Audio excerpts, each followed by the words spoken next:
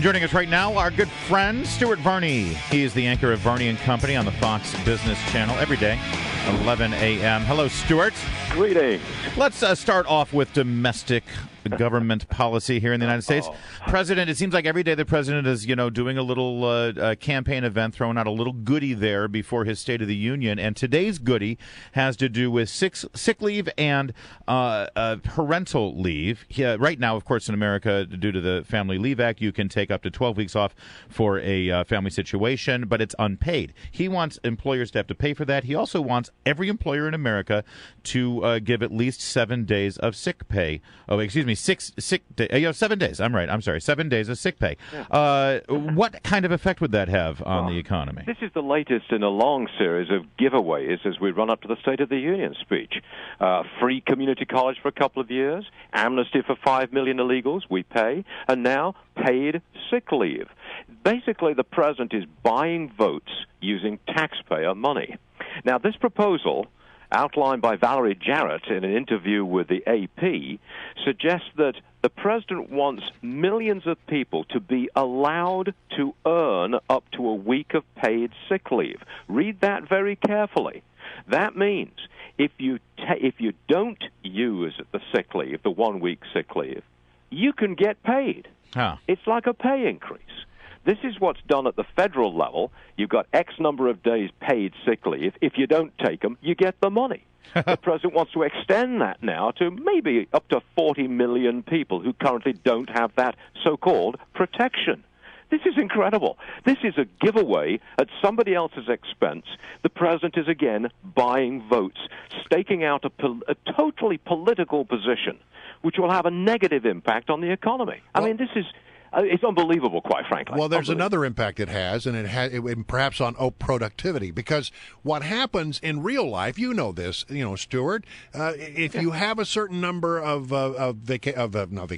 sick days on the books, many employees, there are always a number of employees who are going to consider those vacation days and are simply not going to show up for work. Yeah, they count how many days they've had off sick, and if they didn't fill up the full quota, they take them off because they're going to get paid for them. I mean, that's a kind of a cynical way of looking at it. But of course, there are people who live paycheck to paycheck, and when they're sick, they feel obliged to go to work because they need the money. And it would be nice to help those people. Sure, it would. But it's nice to do a lot of things. And I don't particularly want to have to pay for this. Yeah, exactly. And then, so business, well, listen, we'll see how this rolls out. And by the way, it should be noted that for federal employees, the president is not asking Congress to do a darn thing. He's just going to go ahead and use executive action and give 6 weeks of paid family leave after a child is born to men and women who are federal employees. 6 weeks of paid leave, which will be taken. And that is directly at the taxpayer's expense, and that is done without anything from Congress.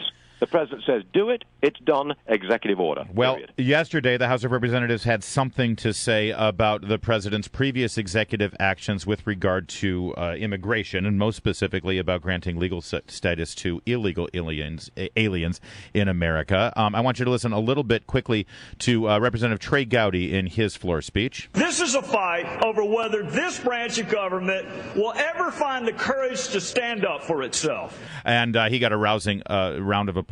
It passed. Now it goes to the Senate. Stuart, will the Republicans be able to make this argument that this isn't as much about immigration as it is about the president's unconstitutional actions? I think they should and can make that statement. This should go through Congress. This should be done by legislation. After all, who pays for this? Several $1 billion have to be allocated to pay for the amnesty for up to 5 million people. Who pays? When there's a movement of money, Congress should pass judgment. It should not be the president saying, do this because I say so. It should be, let's do this, and let's see if we can get the legislative branch's agreement. That's a solid argument and should be made. It seems like what the Democrats are doing, if you look broad brush at this thing, is they're going back to the old, race warfare thing. I'm sorry, not race. Class warfare, excuse me. For example, the sick leave thing, the free college. There's a Democratic proposal that's floating around right now that would tax people who make, big trades on Wall Street in order to give the middle class a tax cut. It's all about wealth distribution and class warfare. That's entirely what it's about, and it is a failed policy.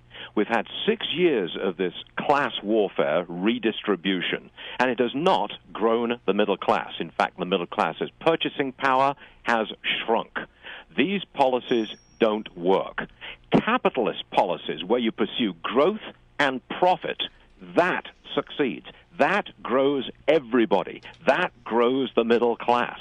But this president is doing the exact opposite because he thinks it's a political winner.